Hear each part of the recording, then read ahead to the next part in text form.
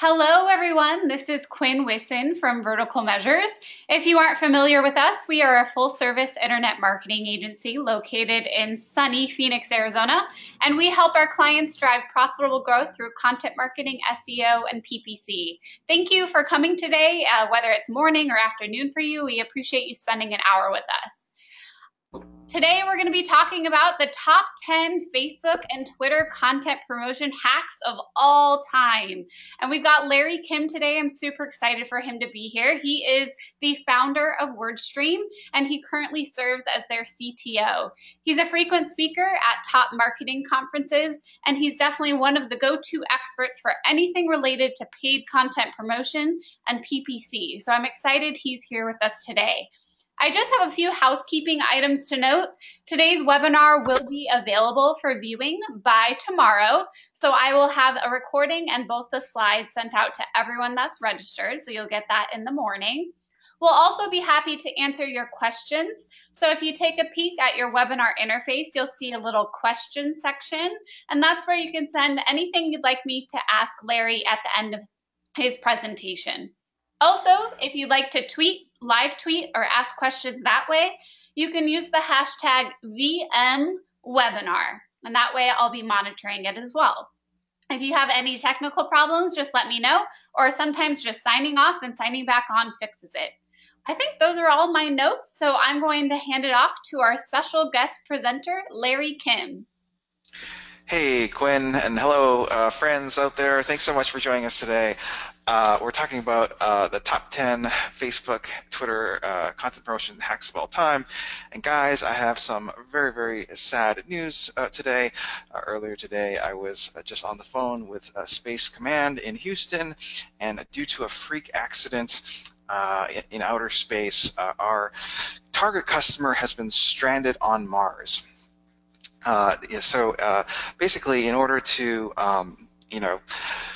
save this customer from a lifetime without the products and services that you sell that are so important to people's lives, we're going to have to mount a very ambitious rescue mission here. Unfortunately, our time is short. We only have about 30 or 40 minutes here to mount the rescue, and of course, we don't have unlimited budgets to send someone to Mars because that would be very expensive. So we're going to have to do this with like $50 or something like this. But don't worry, friends, we will figure this out together.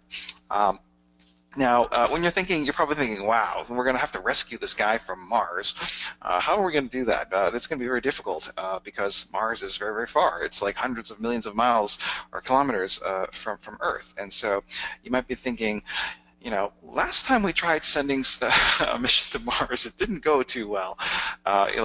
Metaphorically speaking, we're talking about content marketing here. Maybe you are going after some viral hits or something like this, and it didn't quite necessarily get the millions of hits that you were hoping for. If you're wondering, like, how will this be different, and why on earth are we going to have a different outcome this time around? And what, I think it's important to kind of understand what were the challenges that caused failures in those past projects. So one of the challenges has to do with like the stinky organic social media reach. So all those people who opted into getting your Facebook updates, on average, about 0.5% of them will actually see the updates on your Facebook page. And even Buffer Social, which is like a organic social media company, they can't even get their organic social working. So if Buffer can't figure it out, then it's how the heck are we going to figure this out? Another challenge has to do with just like there's so much crap on the internet that it's just all this stuff is competing for people's attention, and of course you're working so hard on this content that you want it to get the time and attention that it deserves, but 99.9% of the stuff that's published it goes nowhere. So half of this stuff actually gets no shares, and like even 1/10 of 1% will get even 1,000 shares. So that's kind of ridiculous. It's like we're trying to go to outer space, but these rockets are exploding on the launching pad. They're not even clearing the upper orbit. It's kind of like failure to launch. Another challenge has to do with conversion rates from content marketing. So typically, even if by some miracle you're able to clear the launching pad and people are going to, see this content that you worked so hard to produce, the typical conversion rate for this stuff, like in terms of leads and sales for your business, it's less than 1%. And even worse, that number, despite all these, CRO mumbo jumbo and magic, it's not really moving anywhere over the last, 10 years. So that's kind of disappointing. So I think what I'm trying to say here is that if you haven't made it all the way to Mars yet, then don't be alarmed. It's because it's very, very difficult, or at least if you use kind of these old conventional tactics and strategies, it's kind of does feel like a suicide mission. And so I know you have a lot of questions like, what's the strategy and how do we get started and all this stuff. And so I thought, before jumping into all the details on tactics and strategies, I would just kind of introduce myself. I know Quinn introduced me already, but I'm going to give you my other introduction about my other job. And so I moonlight as the director of flights for the National Space Unicorn Agency, and I have a track record of sending over 100 flights to Mars and back, and we have not killed any astronauts on any of our missions. I'm originally from Canada. From a city called Winnipeg. That's a very famous city for many things, but especially for being very cold. Colder than Mars, actually, for half of the year. And so it's so cold in Winnipeg that when I go to Mars, I don't even have to wear a spacesuit. It's like warm compared to what I'm used to. I just use an oxygen mask. All right, so later in life, I graduated from engineering school where I studied like propulsion and no kidding, I actually studied electrical engineering. I moved to Boston because the weather is so much nicer, and here's some photos from last year. Ha ha ha, just kidding, those aren't actually photos of Boston, that's Mars. I live in Harvard Square, that's just across the river from Boston in Cambridge, Massachusetts. Is a very famous neighborhood because that's not only where Harvard University is, it's also where a lot of very famous startups got started, including Microsoft, including Facebook, and including WordStream, my own company. I started in 2008. Originally, kind of like a lot of you guys, a sole proprietor, kind of a solopreneur, or whatever you call those things, where you're kind of working out of a bakery, because of the free Diet Coke refills and unlimited, and free Wi-Fi. The company's expanded a lot. I currently employ around 200 people, and it's managing about $1 billion of advertising spend for tens of thousands of customers worldwide, and we're among the fastest companies growing in America for 3 years consecutively. And my background's electrical engineering. I have a 2-year-old kid. Okay, about me. That's me, your flight director today. So let's talk a little bit about how does this content marketing really work. All right, so I can tell you how it doesn't work. So I think people think that you just create this content and you're going to share it organically on Twitter and LinkedIn and Facebook, and then suddenly magically people are going to buy this stuff. They're going to fall in love with your brand and buy this stuff. And my point is, this never happens. The content, remember we said 99.9% of it goes nowhere. And even if you do hit that home run where something really gets a lot of news and attention, the path to purchase it's both indirect and takes quite a lot of time, and so I think that's kind of annoying because that's kind of a bummer. I would rather kind of believe the myth, right? I want to believe that it's really easy to convert this stuff into leads and sales rather than very difficult. And so the good news is we don't have to. It doesn't have to be this way. There's kind of like this new way that I've been pioneering, and it's basically what we're going to do is we're going to use my new unicorn rocket technology, and I'm going to explain to you how this rocket technology works and how you can use it for your business. And the good news about unicorn rocket technology is it's shockingly cheap. So you might think, oh my goodness, a unicorn rocket, that's going to cost me $1 million or something, or $1 billion. No. These unicorn rockets are not only like awesome and very, very powerful, they're very, very cheap. So they actually work for like $50 or less.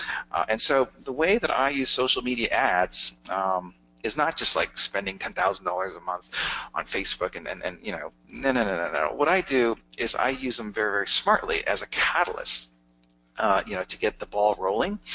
So you know how it is. Like sometimes you need to just give things a little push to get the ball rolling, or as an accelerant to make something that's exploding to explode even bigger.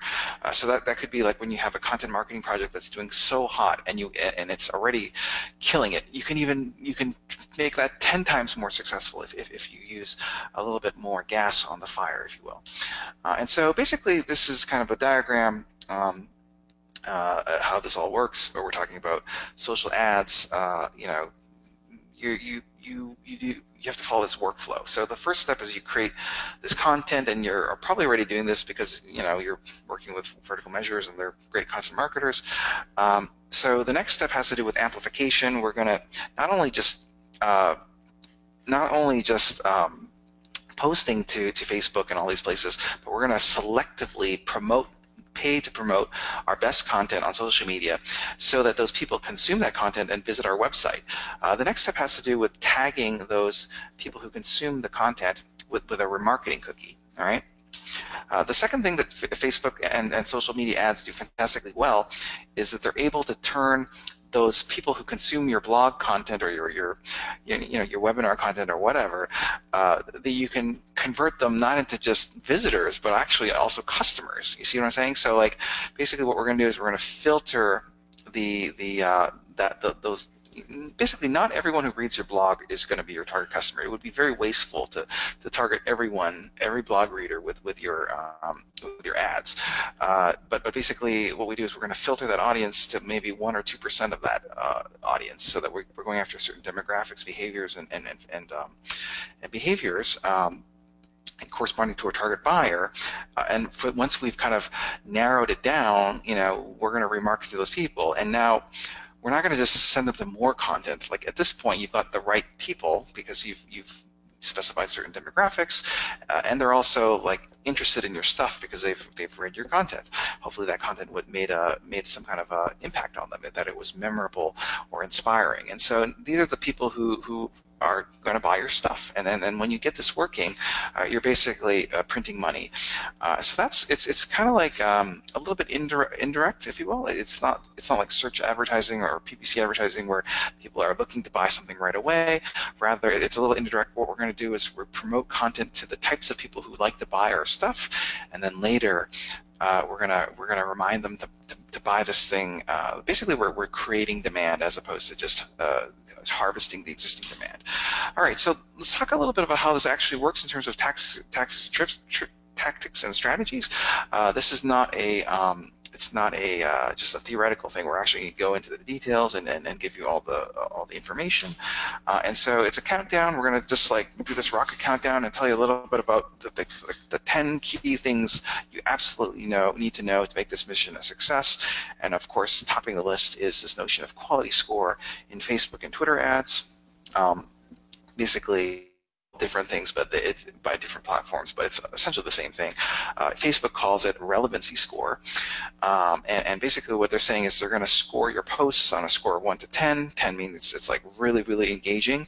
1 means it's like people who are seeing it are just like hiding it or reporting it as spam or not engaging or clicking or liking or commenting on that post. So basically, the higher the post engagement, like the more people who retweet your stuff or comment or click or view your profile or follow you, the more people who engage with that content, the promoted content, the higher your relevancy score will be. And Facebook will reward this with better, basically it'll reward you with higher visibility, so your ads will actually be seen by more people, and also the cost will be much cheaper. So like the cost per click will be a fraction of what you will pay, depending on the relevancy score. So the Twitter has the same thing. Twitter's not that big. It's like I sometimes people say like, should I care about Twitter? It's kind of like comparing Google and Bing, right? So yeah, it's big, but the other one is like 10 times bigger. But basically, we're going to also talk about Twitter because they're interchangeable. The concepts are very similar, just like how SEO is very similar on Bing versus Google. The concepts are all the same.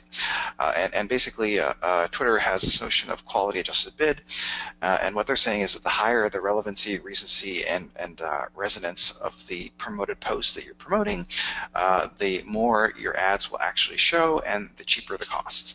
Now, so guys, the first thing you absolutely need to know here is like, or basically the biggest mistake that people make when they're starting Facebook or Twitter advertising, and they're content marketers. They promote some piece of junk content on Facebook or Twitter, and then they has like a 1% engagement rate. Okay, 1% of the people who see the post.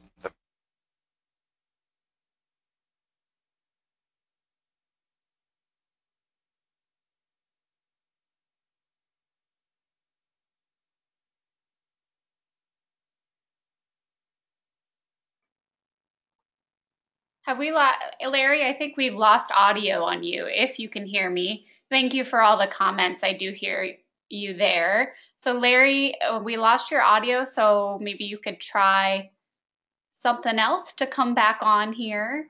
If you Yeah, can. I'm here.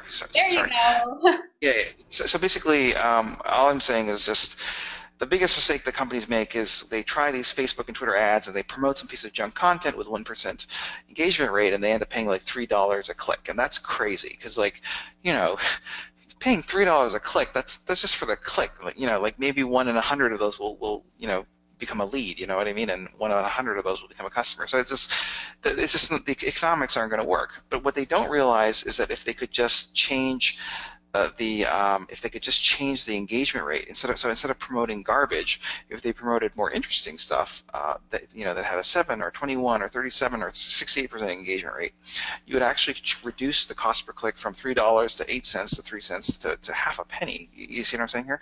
So basically. The key to success in paid social advertising is to get high relevancy and high quality scores. Basically, promoting your most engaging content will ensure that you get high relevancy scores, and that is great because then your ads will actually show, and when people click on it, it'll be very, very cheap. Conversely, if you pursue the alternative strategy of promoting junk, well, then your ads probably won't show that often to begin with, and if by some miracle someone actually does see it and click on it, it'll be very, very costly for that click. And so the idea here is to promote your best stuff. I call these your unicorns. It's kind of your top 1 or 2% of your content, the content that does super remarkably well compared to all the others and stands out. I just wanted to give you an example of a post that I actually wrote last year. It was called Goodbye, Google Plus, and I just put a link here, and I photoshopped a silly gravestone of the Google Plus tombstone here. And basically I shared this thing organically on Twitter, and within 10 minutes it had like 100 retweets. And I was like, holy moly, like everyone who sees this, it has like a 35% engagement rate. Everyone who sees this thing is retweeting it and commenting and clicking on it because they want to know, why is Google Plus dead? And so basically that's a unicorn, because I'm sure you've seen this before where you share something and it's like, oh my goodness, everyone is like clicking on it. You got 1,000 likes or something in just a few minutes. And so what I did was rather than promoting just garbage, I paid $50 to promote that tweet. And what happened, as you could see in the previous screenshot, it got 1,500 retweets and 100,000 visitors to the blog for $250. So that's a pretty good price because, $250, it's not that much money. I mean, my time is not free. It took me like maybe 1 hour and a half to write and publish the post, so that's got to be at least worth, my time's not free, so it's got to be worth at least $100 or $200. So basically what I'm doing here is by smartly applying these ad budgets around my really, really best content, I can dramatically increase the visibility. So it's making sure that the content that you worked so hard on actually gets the attention and love that it deserves. And so, guys, the worst thing you could ever do in paid social media is basically promoting garbage. Okay, so like the worst thing that people do, it's like they say, okay, I'm going to have a $1,000 budget for Facebook advertising this month, and on average we do 10 posts per month on Facebook, and so let's evenly divide the budget $100 per post. And I'm telling you, like, that is ridiculous. That is the dumbest idea ever, because remember, most of the stuff that we produce, even though we hope to create unicorns, most of them are actually donkeys when it comes to like the actual quantitative measurement of like how engaging was this content. Did people other than ourselves find it interesting? And the answer is like it's rare. And so instead, what you should do, instead of dividing equally the budget, $1,000, for 10 posts, $100 a post, no. What you do is you just keep posting stuff, and when something actually is doing really well, like the one in 100 or with the 1 in 10 that has a very high engagement rate, you go all in on that one post. Put the whole $1,000 budget or whatever your budget is behind that one kind of unicorn content. The second thing that people do that's ridiculous is they say something stupid like, "Oh, we haven't had a unicorn for a while. Like, it's been many months, like 2 months since we've had a unicorn.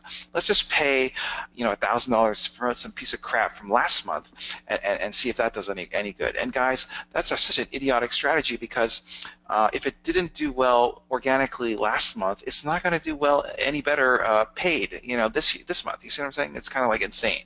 And so basically, don't send your donkeys into space. I've tried many space missions or I've seen many space missions fail where they try to send a donkey into space. They never make it. They run out of oxygen and die.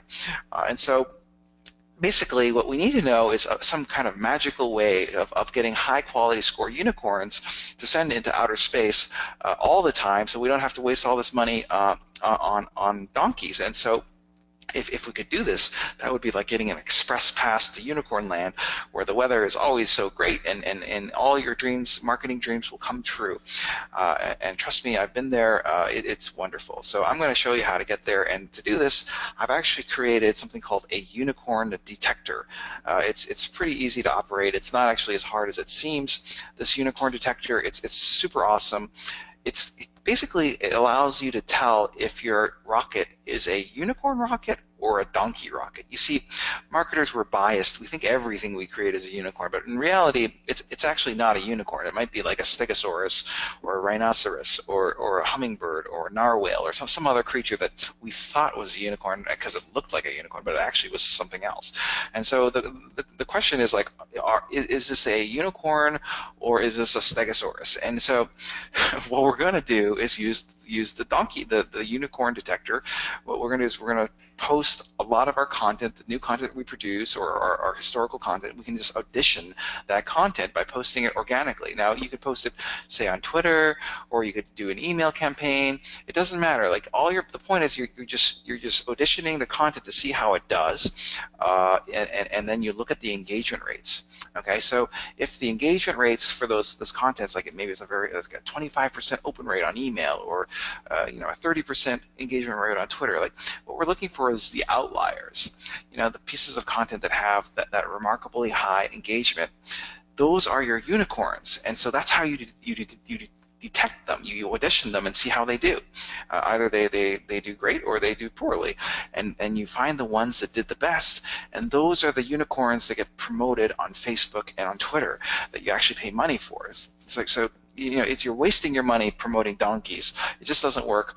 Only pay to promote the unicorns on Facebook and Twitter. And so basically, the key takeaway here is test more stuff organically through any of your marketing channels, whether it be email or Twitter or whatever, and only send the unicorns into space. And when I'm talking about unicorns, I'm saying the top 1 or 2 or 3%. I'm not saying like, the top 50%. That's ridiculous, because you got to be picky here. We're only going to talk. Unicorns aren't just like any old piece of content. It's like the most remarkable, sparkly content that you have. And so the question you might be wondering is, well, how do I know what the engagement rate of a post is? Well, you can figure this out looking at the analytics. So like Twitter has Twitter Analytics, and Facebook has something called Facebook Insights.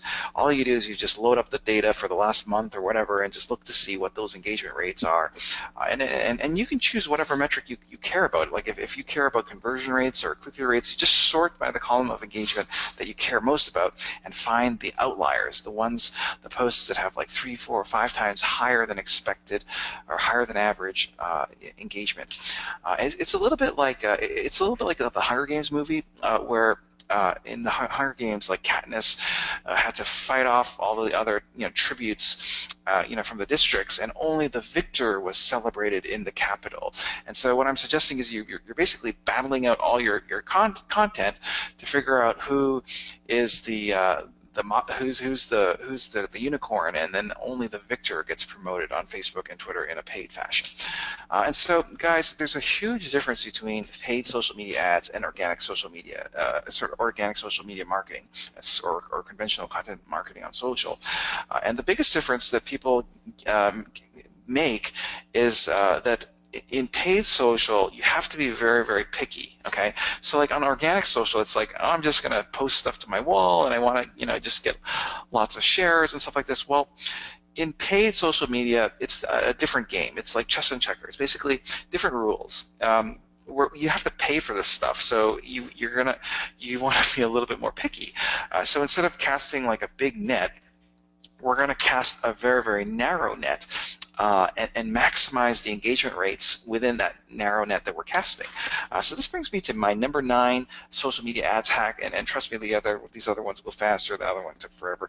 Sorry. Basically, we're talking about premium unicorn kisses rocket fuel. Wow, we're not going to use unleaded regular or gasoline to power our unicorn rocket. No. That won't give us the mileage that we need to get to Mars. We need to use very magical unicorn kisses premium rocket fuel. And so what I'm referring to here is this notion of ad targeting and various ad targeting methods. So, this is a post that I wrote. It's like, make your Twitter marketing great again. It was some dopey post that I wrote on Inc. magazine about like funny things that Donald Trump does on Twitter. And my point is it's not political. It's not to say that I like this guy or not. But the point is, this is the best piece of content that you could ever promote on Twitter or Facebook or social media, for that example. Do you know why this is such a great piece of content?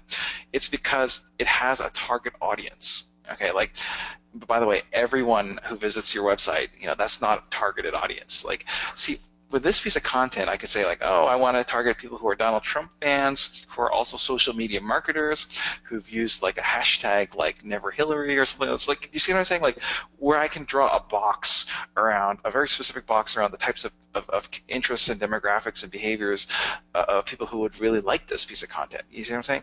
And so basically, I spent a $49 budget here, $49.93, and I got 2,180.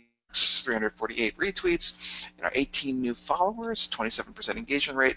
Not a bad deal. Now, remember earlier I was saying how I never spend more than $50 on these campaigns? That's not a gimmick. That's actually true, 100% true, because with $49.93, I got 32,556 impressions, all right?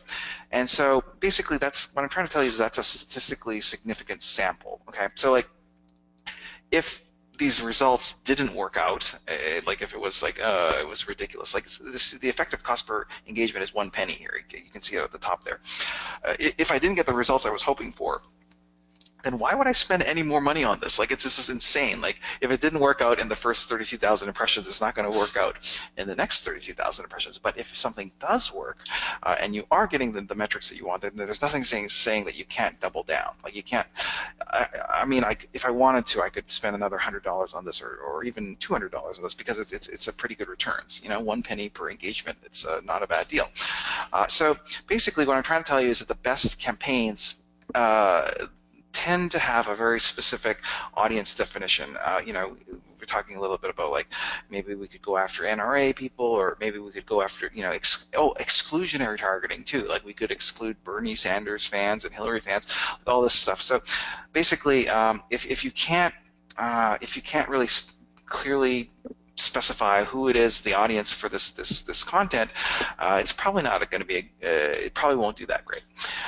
So basically, my idea here is that adding the audience targeting can make these okay posts. Like that post wasn't great, but it became great because I was able to kind of really draw a tight targeting box around the audience target. Okay, so we're here at number 8 here, talking about solid-state booster rockets, how to get free clicks from social media ads. This is very confusing for a lot of people. They think like, wait a minute, I thought Facebook ads and Twitter ads, you have to pay for these clicks. But actually, the way that I do these social media ads, I get most of the clicks for free.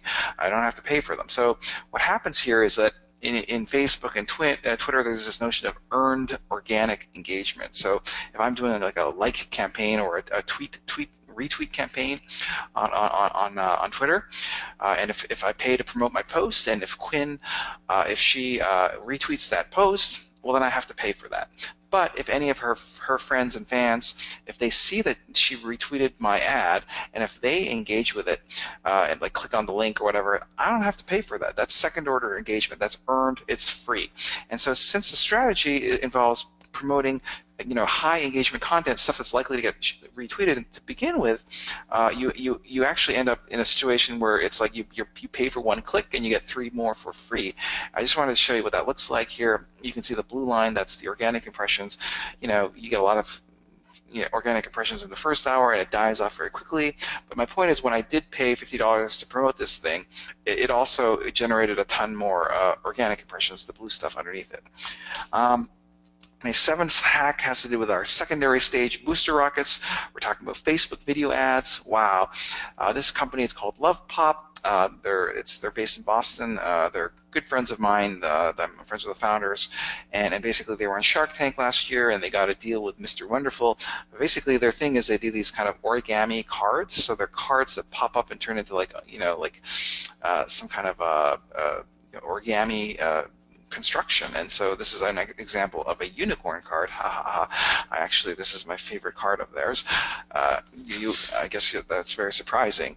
But basically, that's my favorite card, and it has a rainbow. And so what they're doing is they're actually the video is not playing, but what they do is that they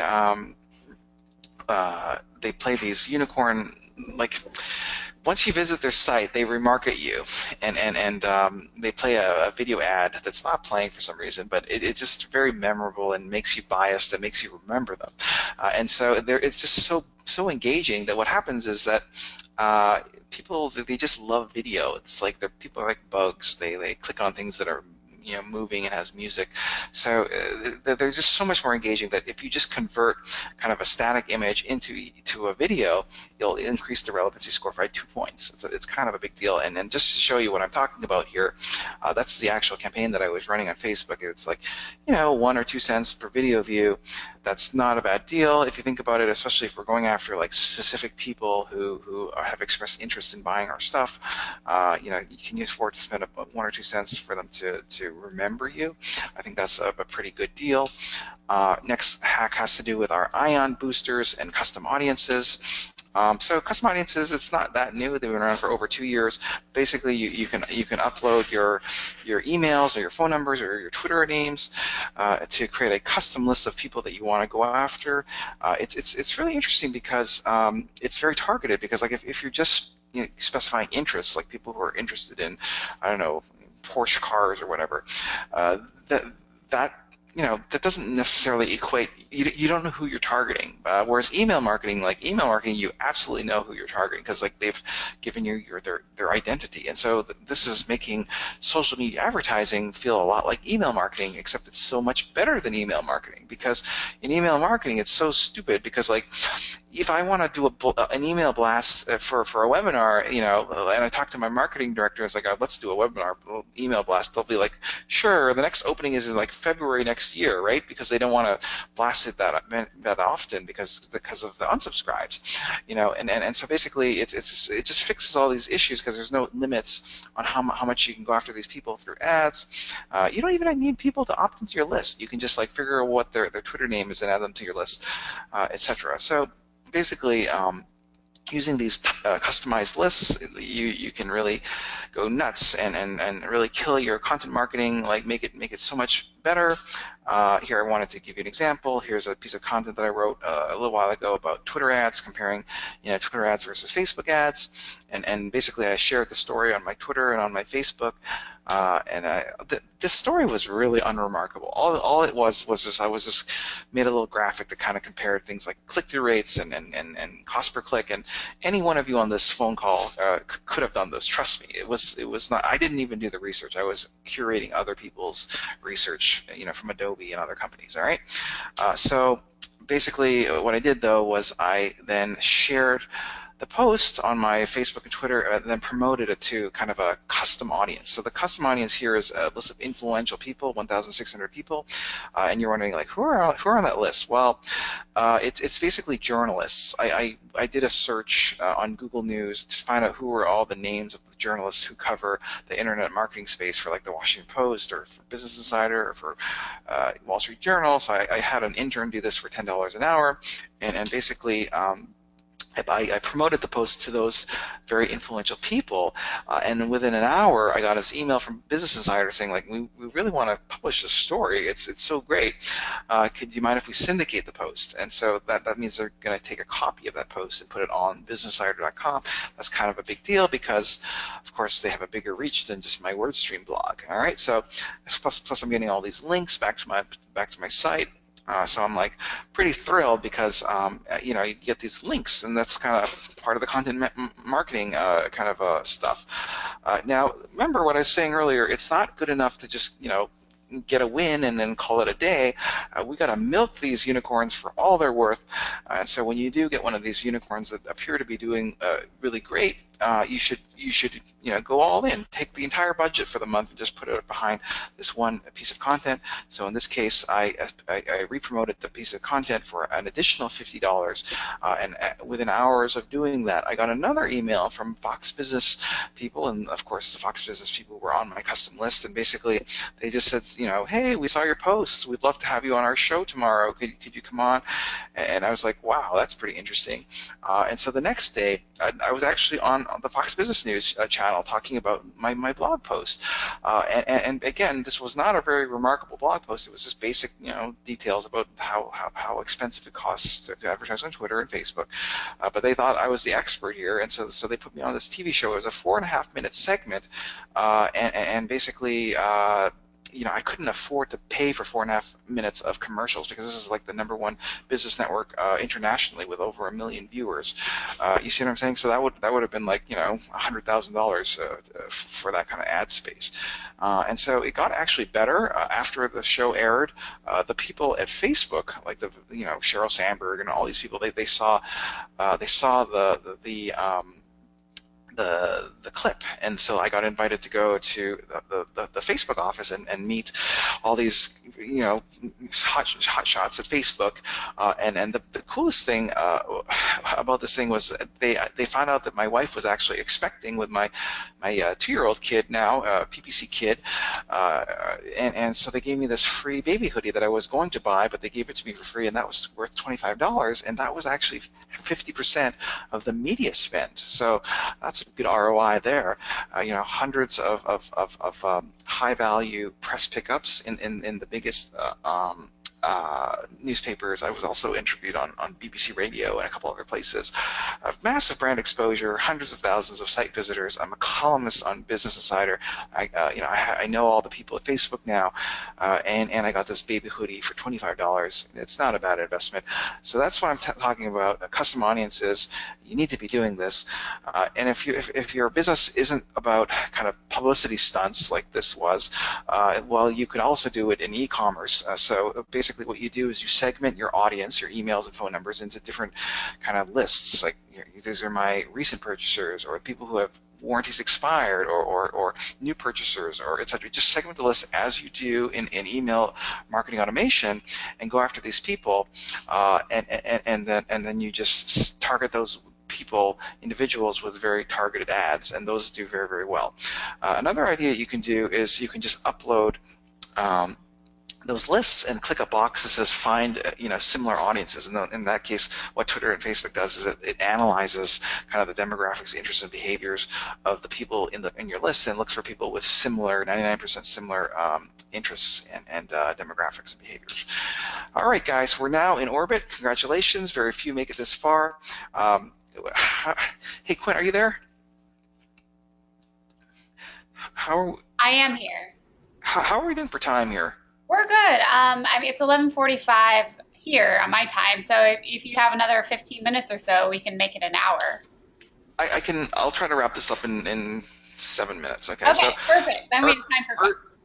Earth gravity assist, so we're not going to just point the rocket ship to Mars and step on the gas. That's going to use way too much gas. That's going to be expensive. The way that NASA does it is they have this gravity slingshot. They kind of whip around the moon and the Earth and the sun, that kind of stuff. And so we're gonna save some gas here. I want to kind of show you some really leveraged tricks on how to do great on social media, even better than the previous examples.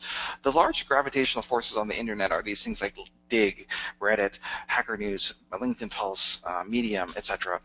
And so I just want to show you an example of how to do this. So this is like Medium. I'm actually like the top 20th author on Medium. It's kind of a social media network, but basically these posts that I post to Mediums get between 500,000 to 2 million views. No kidding. And how does this happen? Well, I post them to Medium, and by the way, it's like the story did so great, like Ariana Huffington actually shared the thing, and it got syndicated to like a dozen other sites like Mental Floss and Observer, etc. So the point is, how did I do this? Well, all I did was I just created a custom audience of people who are active users of the Medium platform, right? Because you can just view their profile, and it tells you their Twitter name, right? And then so I just created an audience in Twitter to go after the people who actually use that platform, and those people are the people who are going to heart that content. And so once you get like 200 hearts or so, then it starts trending and makes it to the homepage, and then it generates more. It's kind of snowballs. You see what I'm saying? So remember how I was saying I use ads to kind of catalyze a new piece of content, and this is an example of how I do that. You can do the same thing on Reddit. It's very easy to get to the homepage of Reddit. I've done this dozens of times. Basically, I don't want to out all my customers, but it's very simple. All you do is you promote, like as soon as one of your pieces of content gets posted to Reddit board by an influential users, then you have to drive traffic to it of Reddit users so that they'll upvote it. So it doesn't work 100% of the time, but it's like, call it, maybe it works 10% of the time, but that's 10% chances is like infinitely better than like, just not doing anything, where the chances of something going to the front page of Reddit is like 1 in a million, you know what I mean? So hopefully that makes sense. There's a little bit more, we're going to need to pick up some speed here. We're going to do a lunar gravitational slingshot around the moon. So this has to do with these new machine language algorithms for SEO. So Google, I don't know if you've heard of this thing, but they've been kind of updating their organic search rankings. Obviously, you should care because Google sends like 2 trillion clicks to content every day. So you want to make sure that you're getting a good share of that pie. How does it rank organic search results? It's typically links and keywords, but it's changing, there's a new sheriff in town, and it's called user engagement. So they're looking at things like dwell time and click-through rate, like are people actually engaging with the content? And so basically we did a lot of research, and what I can tell you is the higher the click-through rate of the content that you're producing, the more likely you are to rank prominently in those organic search results pages. Same thing with bounce rate. It's like if your bounce rate is very, very high, you're not likely to get a prominent position. But if your bounce rate is low, you're more likely to be in the top 4 spots. So the point here is just you basically, in order to get good SEO rankings these days, it's not just about the links and the keywords, but also the click-through rates and the conversion rates. And so the only reason why I bring this up here is because these Facebook ads and Twitter ads, they create a bias. So the people who people basically click on things in the organic search results, they overwhelmingly favor the brands that they're familiar with. So by doing this Facebook ads and Twitter stuff, it's like, and if you target the types of people who are going to search for your stuff, then you're actually priming them for high click-through rate and conversion rates. You see what I'm saying? So congratulations, we've made it to Mars. I just want to talk about how to rescue this customer from Mars. We're going to use remarketing. Social media marketing is incredibly powerful because the people who've engaged with your site in the past are 3 times more likely to engage with your ads in the future. The higher engagement rates means lower cost per clicks, and also you tend to get double the conversion rate. So basically, the idea here is with remarketing, you're pushing to your hard offers, like come in for an in-office consultation, or test drive the car today, whatever it is you're selling. The things that actually require commitments, you should be targeting those people with remarketing, as opposed to just like trying to get the deal on the first ad view, if you will. And so the second last idea has to do with combining all these strategies that I've been talking about. So what if we could take this notion of promoting high engagement target content, but only targeting people who visited our sites or remarketing, and then filtering it to only go after those people who visit our site who meet the demographic, behavioral, and interests that correspond to our target buyer. And then so when you do that, you're going after the right people who are in the market for your stuff and can afford to buy your stuff. And so that's, because these are smaller audiences, it's really not possible to spend more than $50, because you're being picky. And these are the right people who are actually going to buy your stuff. All right, so congratulations, we've rescued our target customer. We just need to get home. And I just want to tell you a little bit about how we're going to get home, and we're going to use something called RLSA. We're going to combine the power of Google AdWords and social media advertising to get some additional value here. I'm not sure if you've heard of RLSA, but it's actually the most important technology in AdWords that you need to know about. What it's doing is it's allowing you to target search ads, not just for any keyword search, but you're targeting the keywords that you're interested in for people who've previously visited your website. All right, so like Quinn visits my website and then she searches for PPC software. I can target you because 2 things happen. You visited my site and you searched for a keyword that you're interested that I'm interested in. So the interesting thing about search remarketing, it's very, very high click-through rates, very low cost per clicks, and very, very high conversion rates, because I've kind of primed the user to be biased towards clicking and converting because they have a happy thoughts about my business because they've read some piece of content that was very interesting.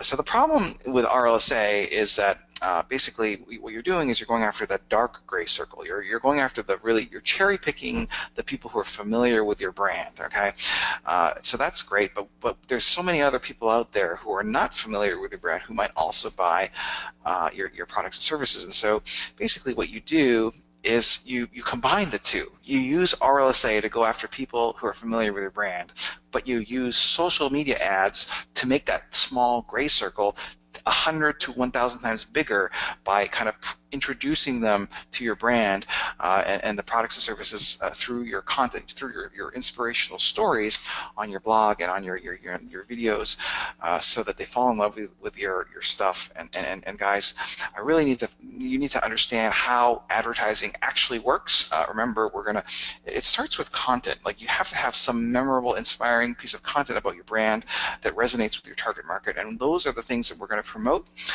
People who then see this content, they're going to consume it, but they don't necessarily take action right away, but they will become biased. Later, when the need arises to buy the stuff that you're selling, they'll either do a branded search, in which case you've won.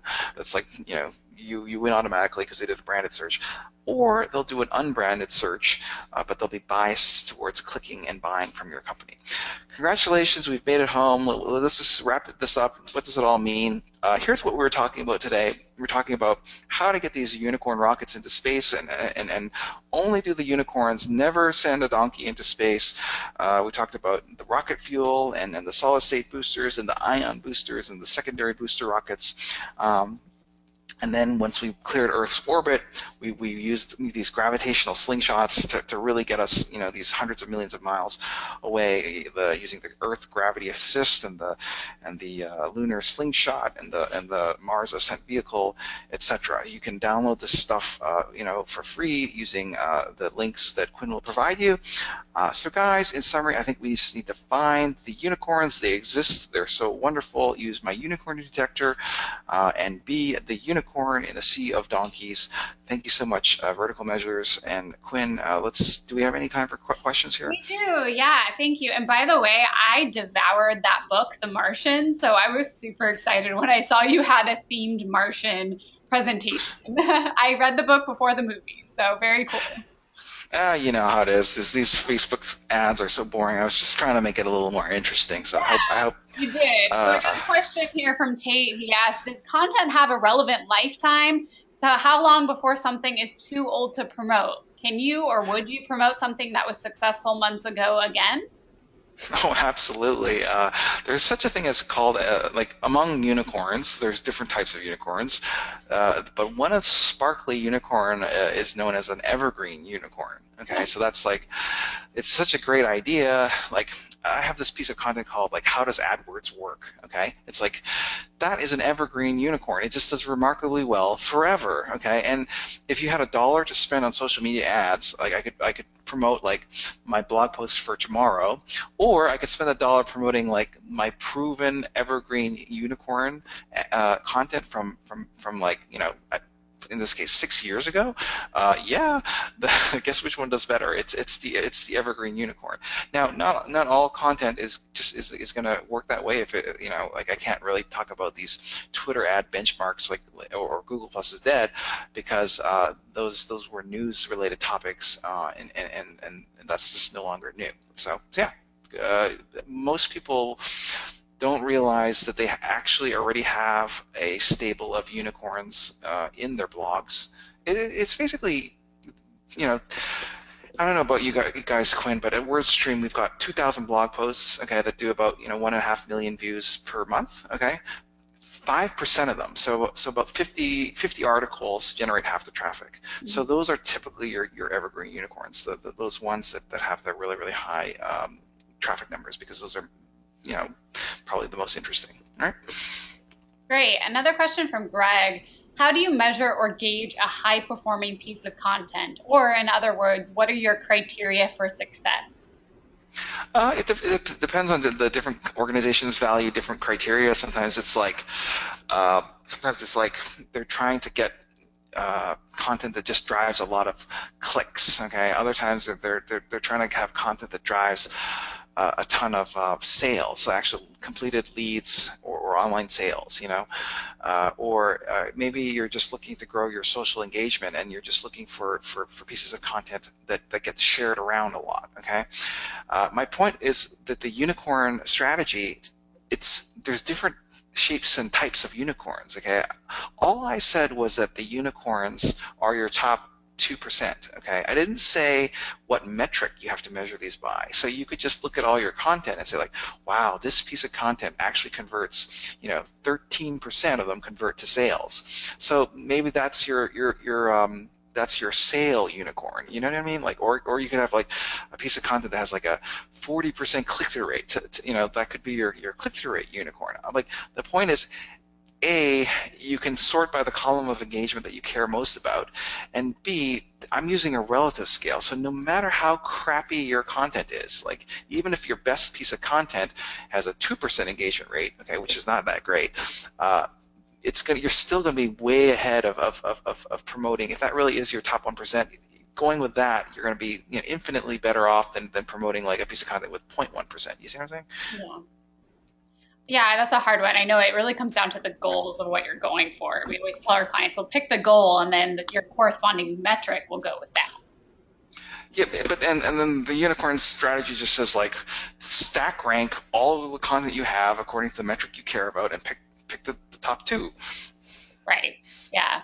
This one might be hard to answer, Larry, but maybe we can try. It's from Alan. He asked, what's a good bounce rate and what's a bad bounce rate?